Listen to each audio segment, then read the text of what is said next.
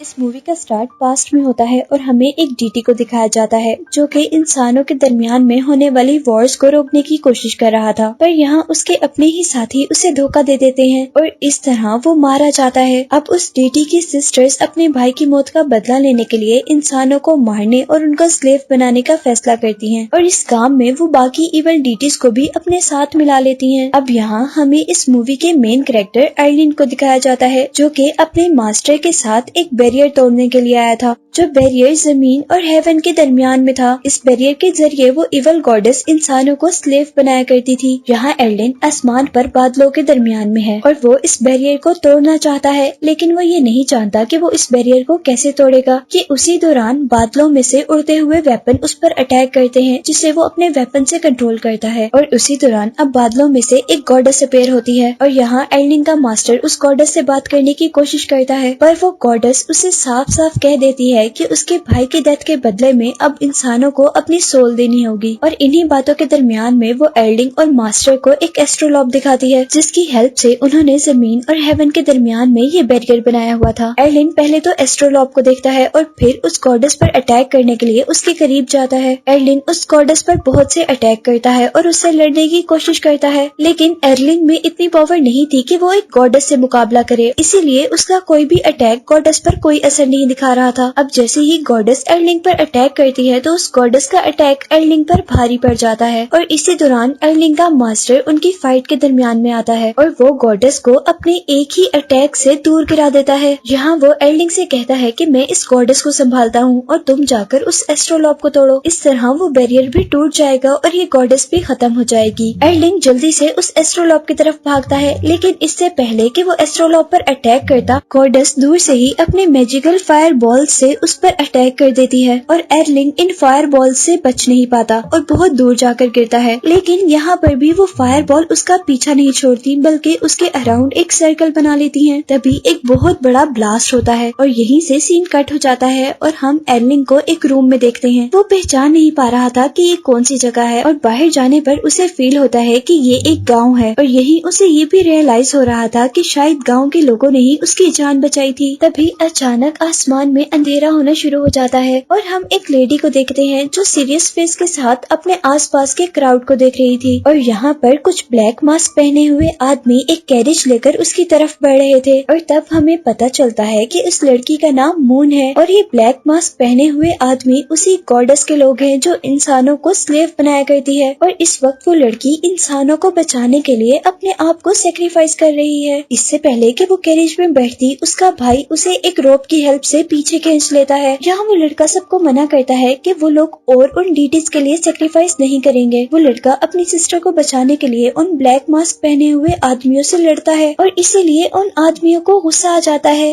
جس کے بعد وہ لوگ اپنی انرجیز کو کمبائن کرتے ہیں اور اپنے آپ کو ایک بہت بڑے مونسٹر میں چینج کر لیتے ہیں۔ وہ خوفناک دکھنے والا ڈیمن بہت زیادہ غصے میں لوگوں پر اٹیک کر رہا تھا۔ سبھی لوگ اس سے ڈر کر دور دور بھاگ رہے تھے اور یہ کریچر اپنے سامنے آنے والے لوگوں پر اٹیک کرتے ہوئے انہیں ہوا میں پھینک رہی تھی۔ اس سچویشن میں جب سارے بہت تیزی سے اس مونسٹر سے بچنے کے لیے بھاگ رہے تھے، تبھی مون کو ایک چھوٹی سی بچی روڈ پر بیٹھی ہوئی نظر آتی ہے۔ مون جلدی سے اس بچی کو بچانے کے لیے اس کے پاس جاتی ہے اور یہاں ہم دیکھتے ہیں کہ وہ ڈیمن بھی ان کے پیچھے آ رہا تھا، لیکن اس سے پہلے کہ وہ مونسٹر اس لڑکی پر اٹیک کرتا، یہاں پر ایرلین آ جاتا ہے اور ایرلین اس مونسٹر کو ایک زوردار پنچ کرتا ہے، جس کی وجہ سے وہ مونسٹر ہوا سے ہوتا ہوا بہت دور گرتا ہے اور ایسے وہ ڈریگن اور ان کی لڑائی ختم ہو جاتی ہے۔ مون جلدی سے اٹھ کر اپنے سیویئر کو تھینکس کہتی ہے، پر تبھی ولیج کا لیڈر ان کے پاس آتا ہے۔ وہ ان سے کہتا ہے کہ یہ خوشی منانے کا موقع نہیں ہے، بلکہ وہ گوڈس اب انکار کے غصے میں ہم پر بہت برا حملہ کرے گی۔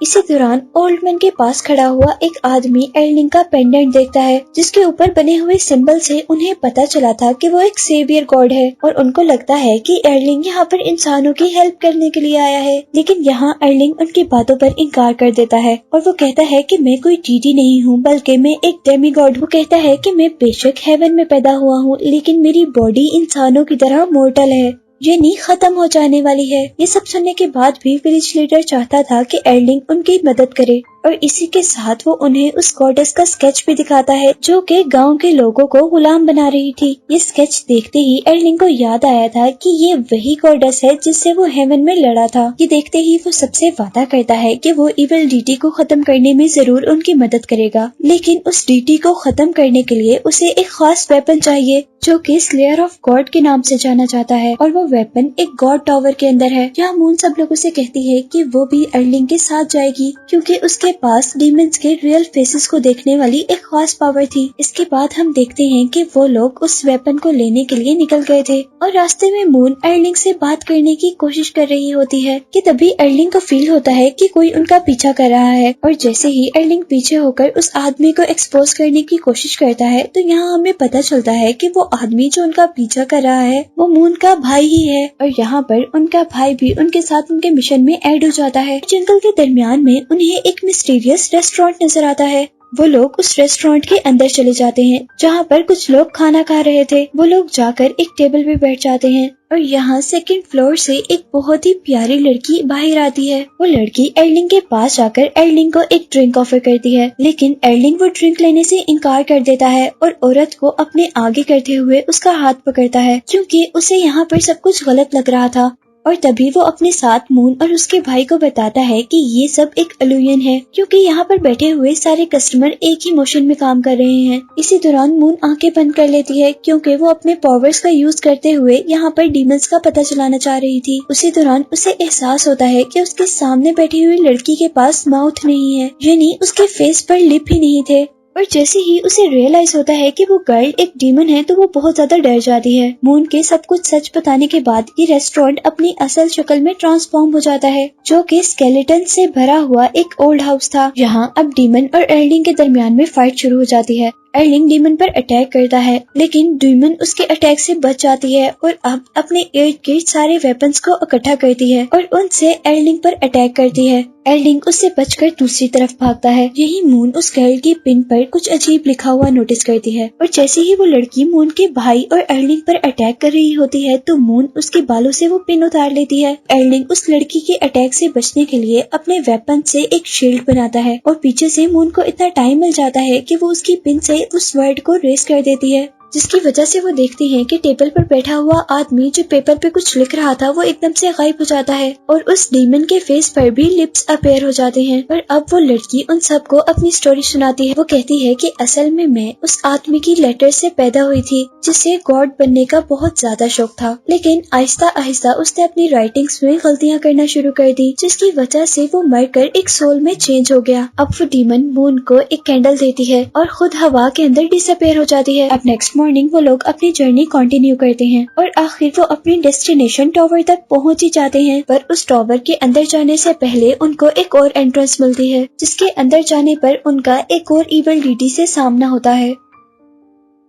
وہ ڈیمن ان سے کہتا ہے کہ ہم ایک گیم کھیلیں گے، اور یہ کہتے ساتھ ہی وہ پورے ہال کے اندر بمبو سٹکس کھڑے کر دیتا ہے اور ان کو بتاتا ہے کہ تمہیں اس گیم کے اندر میری سورڈ کو ہاتھ لگائے بغیر میری بیگ سے وہ سورڈ نکالنی ہوگی، اور اگر تم لوگ ایسا نہیں کر پائے تو تم لوگ پتھر بن جاؤ گے، جیسا کہ یہاں پر بہت سے لوگ پتھر بنے ہوئے تھے۔ اور اسی کے ساتھ وہ ڈیمن ان پر اٹیک کر دیتا ہے۔ مون کا بھائی اس ایریا سے نکلنے کی کوشش کر رہا تھا لیکن ڈیمن بہت ہی تیزی سے اس کے پاس آ رہا تھا، اور یہاں ایرلنگ اپنے ویپن کی ہیلپ سے اپنے ٹیم میٹ کو اس ڈیمن سے بچاتا ہے، اور جیسے ہی ایرلنگ اس آدمی کو بچاتا ہے تو وہ اپنی روپ سے اس ڈیمن کو ایک ٹری پر الٹا لٹکا دیتا ہے جس کی وجہ سے اس کی سورڈ نیچے گر جاتی ہے، اور اس طرح وہ لوگ اسے ہاتھ لگائے بغیر اس کی سورڈ کو کیچ کر لیتے ہیں، اور اس طرح وہ لوگ اسے ہاتھ لگائے بغیر اس کی سورڈ کو لے لیتے ہیں، جس کو لیتے ہی وہاں پر ایک پورٹل اوپن ہوتا ہے جو کہ ان کو نیکسٹ لیول تک پہنچانے والا تھا۔ لیکن اس سے پہلے کہ وہ لوگ نیکسٹ لیول تک پہنچتے وہ ڈیمن نیچے اتر جاتا ہے۔ اب مون کا بھائی اس ڈیمن کو روکنے کی کوشش کرتا ہے تاکہ ایرلنگ اور مون دوسرے لیول تک پہنچ جائیں، اور اتنے میں ہی وہ ڈیمن اس آدمی کو ایک پتھر میں چینج کر دیتا ہے جس کے ساتھ ایرلنگ اور مون دوسرے لیول تک پہنچ جاتے ہیں۔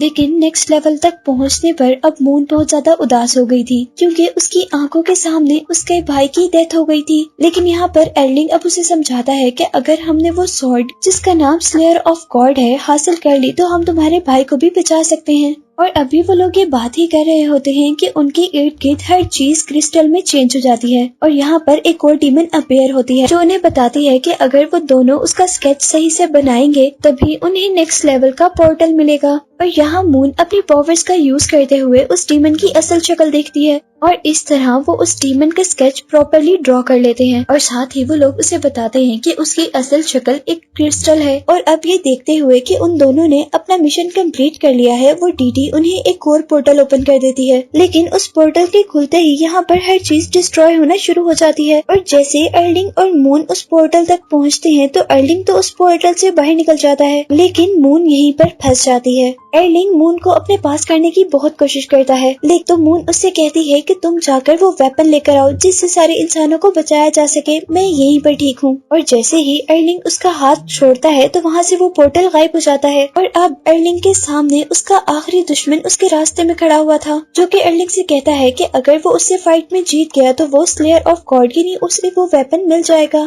جس کے بعد ارلنگ سب سے پہلے اپنے ویپن سے فائر نکالتا ہے، لیکن اس فائر کا ڈیمن پر کوئی اثر نہیں ہوتا، اور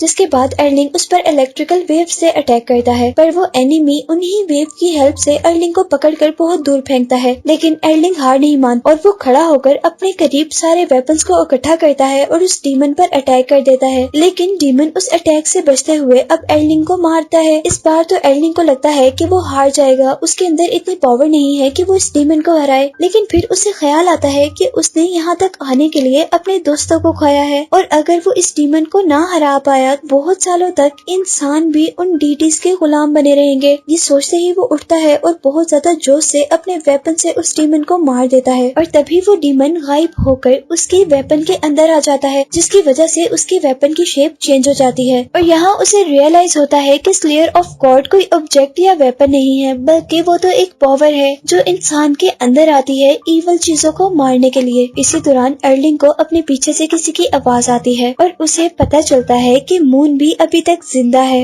اور اتنے میں ہی یہاں پر مون کا بھائی بھی آ جاتا ہے، اور وہ لڑکا ان دونوں کو بتاتا ہے کہ وہ اس ڈیمن کو ہرانے میں کامیاب ہو گیا، اور اس کو مارنے سے اسے پاورز کے طور پر اس ڈیمن کی سورڈ ملی تھی۔ اور یہاں مون بھی بتاتی ہے کہ جب اس نے کرسٹل ڈیمن کو ہرایا تو اس کے پاس اس کی ٹیلیپورٹیشن پاور آ گئی تھی، لیکن اس سے پہلے کہ وہ سلیئر آف گاڈ یعنی اپنی پاورز کو سیلیبریٹ کرتے وہ ٹاور ٹوٹنا شروع ہو جاتا ہے، اور وہ لوگ بھاگ کر باہر آ جاتے ہیں، اور ان کے باہر آتے ہی اب وہ گاڈس اپیئر ہوتی ہے جس کے ساتھ مووی کے سٹارٹ میں ارلنگ لڑ رہا تھا، اور وہ ان کا یہ کہتے ہوئے شکریہ ادا کرتی ہے کہ انہوں نے اس ٹاور کو کھولنے میں ان کی بہت ہیلپ کی، اور اس ٹاور کے کھلنے سے اس کے پاس اور بھی زیادہ پاورز آ گئی ہیں، اور یہ کہتے ہی اب وہ غائب ہو جاتی ہے، اور ارلنگ اب جلدی سے مون کی ٹیلیپورٹیشن پاورز کا یوز کرتے ہوئے اس گاڈس کا پیچھا کرتا ہے، اور یہاں پر وہ تینوں مل کر اس ایول گاڈس سے لڑتے ہیں، لیکن ان تینوں کی پاورز کمبائن کرنے کے بعد بھی اس ایول گاڈس کی پاور بہت زیادہ تھی، اور وہ بہت آسانی سے ان کے ہر اٹیک پر انہیں ہرا رہی تھی۔ اور یہاں ہم دیکھتے ہیں کہ وہ گاڈس ارلنگ پر اٹیک کرتی ہے، جس کی وجہ سے وہ بہت دور جا کر گرتا ہے اور اس کے منہ سے خون آنا شروع کر دیتا ہے، اور اسی کے ساتھ وہ ارلنگ پر اپنے ایک اور ویپن سے اٹیک کرتی ہے، لیکن یہاں پر مون اپنی ساری پاورز کا یوز کرتے ہوئے گاڈس کے اس ویپن کو روکنے کی کوشش کر رہی تھی، پر اس کی تھوڑی سی پاورز اس گاڈس کے ویپن کے آگے کچھ بھی نہیں تھی، اور اس اٹیک سے وہ اپنے فرینڈ کو بچاتے بچاتے خود ہی مر جاتی ہے۔ لیکن یہاں پر اس کے مرنے سے اب ارلنگ کو بہت زیادہ دکھ ہوا تھا، کیونکہ وہ بھی اسے پسند کرنے لگا تھا، اسے ریئلائز ہوا تھا کہ اپنی قریبی اور قیمتی ہر چیز کو سنبھال کے رکھنا اصل گاڈ کی ہی طاقت ہے، اور اب اس کی سب سے پیاری فرینڈ مرنے کی وجہ سے اس کا دل بہت زیادہ دکھی تھا،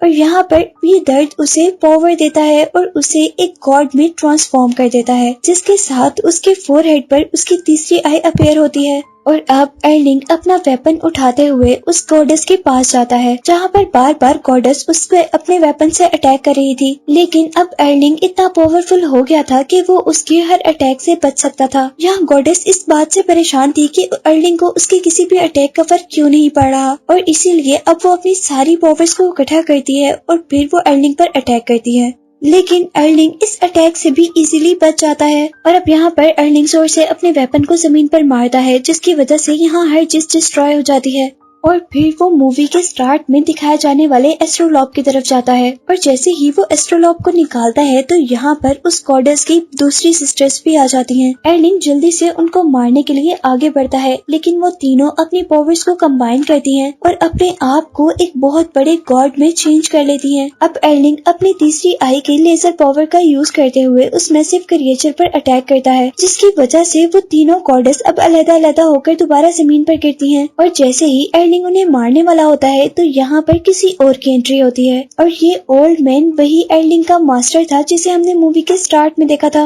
और वो इन तीनों गॉडेस को एक पेपर के अंदर सील कर देता है तब तक के लिए जब तक उन्हें अपनी गलती का एहसास ना हो जाए, और उसे कहता है कि तुम्हारे पास जितनी ज्यादा पावर्स हैं उतनी ही ज्यादा अब तुम पर रिस्पॉन्सिबिलिटीज भी हैं। जिसके बाद अब एर्लिंग दोबारा उस विलेज में जाता है जिस विलेज को हमने मूवी के स्टार्ट में देखा था, और यहाँ पर वो अपनी फ्रेंड को याद करते हुए उससे प्रॉमिस करता है कि वो उसे नेक्स्ट लाइफ में जरूर ढूंढेगा। और इसी के साथ ये मूवी यहाँ पर एंड हो जाती है।